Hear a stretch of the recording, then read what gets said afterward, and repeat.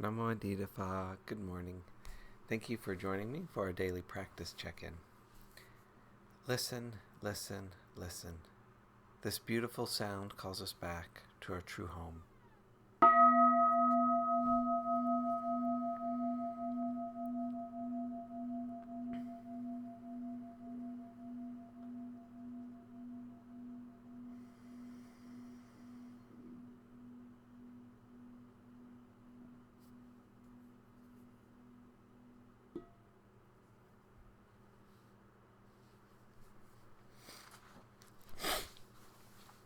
The fifth mindfulness training. Aware of the suffering caused by unmindful consumption, I vow to cultivate good health, both physical and mental, for myself, my family, and my society, by practicing mindful eating, drinking, and consuming. I will ingest only items that preserve peace, well-being, and joy in my body and my consciousness, and in the collective body and consciousness of my family and society.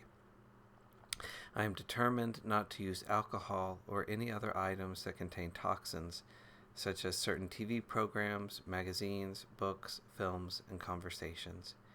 I am aware that to damage my body or my consciousness with these poisons is to betray my ancestors, my parents, my society, and future generations. I will work to transform violence, fear, anger, and confusion in myself and in society by practicing a diet for myself and for society. I understand that a proper diet is crucial for self-transformation and the transformation of society.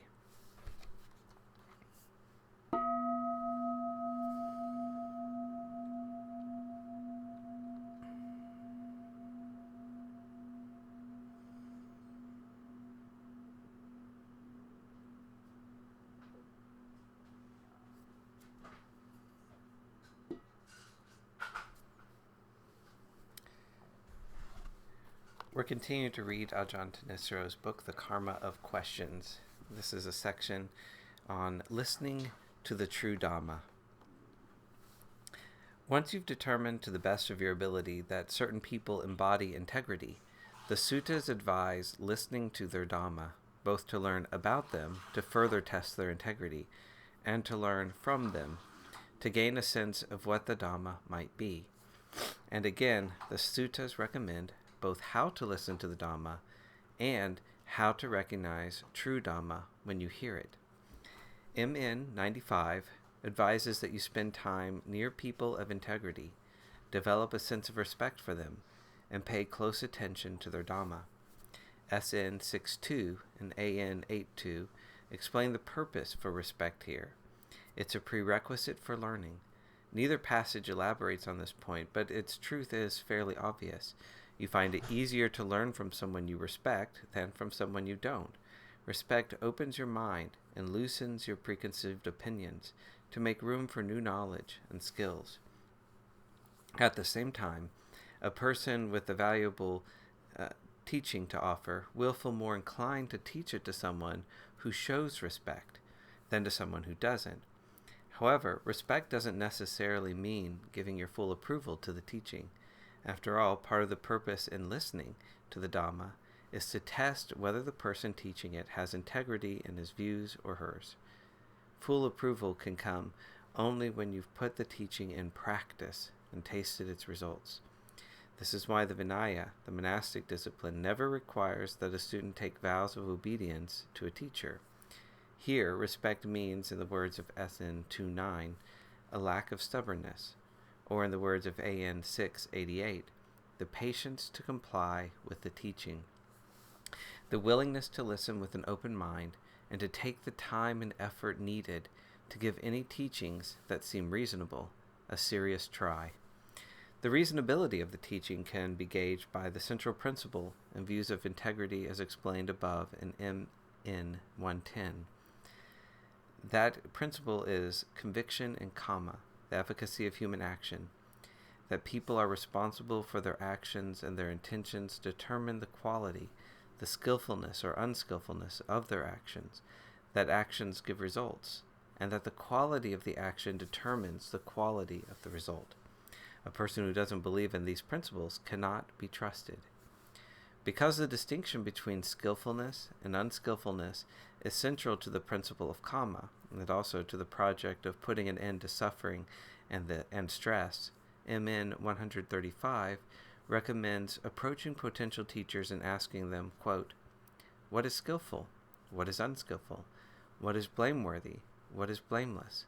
What should be cultivated? What should not be cultivated? What, having been done by me, will be for my long-term harm and suffering? Or what, having been done by me, will be for my long-term welfare and happiness?"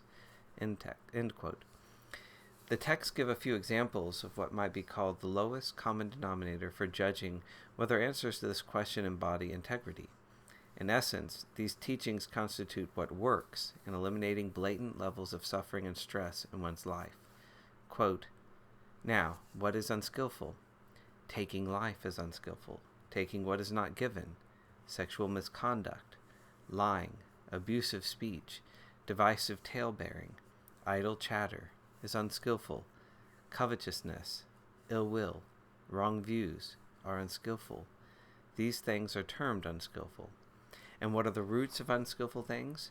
Greed is a root of unskillful things. Aversion is a root of unskillful things. Delusion is a root of unskillful things. These are termed the roots of unskillful things." And what is skillful? Abstaining from taking life is skillful. Abstaining from taking what is not given, from sexual misconduct, from lying, from abusive speech, from divisive tale-bearing, abstaining from idle chatter is skillful. Lack of covetousness, lack of ill will, right views are skillful. These things are termed skillful. And what are the root of skillful things? Lack of greed is a root of skillful things. Lack of aversion is a root of skillful things. Lack of delusion is a root of skillful things. These are termed the roots of skillful things. MN 9. These three things have been promulgated by wise people, by people who are truly good. Which three? Generosity, going forth from the home life, and service to one's mother and father. These three things have been promulgated by wise people, by people who are truly good. AN 345. End quote. However, the true Dhamma has a dimension that goes far beyond the lowest common denominator. To repeat the words of MN 95, it is deep, hard to see, hard to realize, tranquil, refined, beyond the scope of conjecture, subtle, to be experienced by the wise. The principle of skillfulness, of cause and effect that can be tested in your own actions, still applies in this dimension, but the standards for what works on this level are correspondingly subtler and more refined. Two famous passages indicate what these standards are. Quote, "Gautami, the Dhammas of which you may know, these Dhammas lead to passion, not to dispassion, to being fettered, not to being unfettered, to accumulating, not to shedding, to self-aggrandizement, not to modesty, to discontent, not to contentment, to entanglement, not to seclusion, to laziness, not to arouse persistence, to being burdensome, not to being unburdensome. You may definitely hold this is not the Dhamma. This is not the Vinaya. This is not the teacher's instruction. As for the Dhammas of which you may know, these Dhammas lead to dispassion, not to passion, to being unfettered, not to being fettered, to shedding, not to accumulating, to modesty, not to self-aggrandizement, to contentment, not to discontent, to seclusion, not to entanglement, to arouse persistence, not to laziness, to being burdensome, not to being unburdensome, not to being burdensome. You may definitely hold, this is a Dhamma, this is a Vinaya, this is the teacher's instruction. AN 853. Upali, the Dhammas of which you may know, these Dhammas do not lead to utter enchantment, to dispassion, to cessation, to calm, to direct knowledge, to self-awakening, nor to unbinding. You may definitely hold, this is not the Dhamma, this is not the Vinaya, this is not the teacher's instruction. As for the Dhammas of which you may know, these Dhammas lead to utter disenchantment, to dispassion, to cessation, to calm, to direct knowledge, to self-awakening, to unbinding. You may definitely hold, this is the Dhamma, this is the Vinaya, This is the teacher's instruction. AN 780. AN 830 expands on some of the principles in the first of these two passages, but here we will focus on the points where the two passages intersect, in the requirement that the Dhamma leads to dispassion and to being unfettered. For the standard test for a genuine experience of awakening is that it arises from dispassion and cuts the fetters of the mind. Quote, there are these 10 fetters: self-identity views, uncertainty, grasping at habits and practices, sensual desire, and ill will. These are the 5 lower fetters. And which are the 5 higher fetters? Passion for form, passion for what is formless, conceit, restlessness, and ignorance. These are the 5 higher fetters. AN 10:13. As MN 118 explains, stream entry cuts the first 3 fetters. Once returning, the second level of awakening weakens passion, aversion, and delusion. Non-returning, the third level, cuts the fetters of sensual desire and ill will, and arhatship, the final level of awakening, cuts the remaining 5. Ultimately, of course, the only proof for whether a teaching leads in this direction comes when, having put the teaching into practice, you actually begin to cut these fetters from the mind. But as a preliminary exercise, you can contemplate a teaching to make sense of it, and to see if there are good reasons for believing that it will lead in the right direction. Quote, hearing the Dhamma, one remembers it.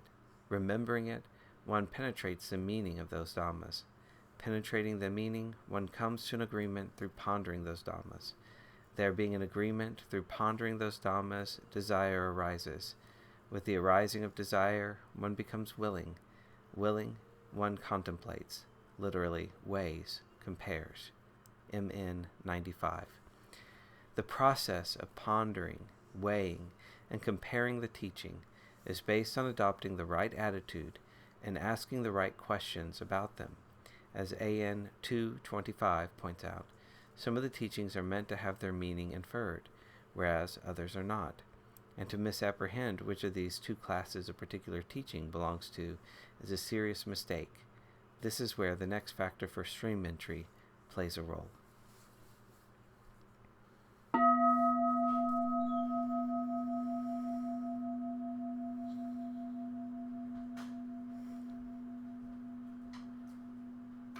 May all beings be well. May all beings be happy. May all beings be peaceful.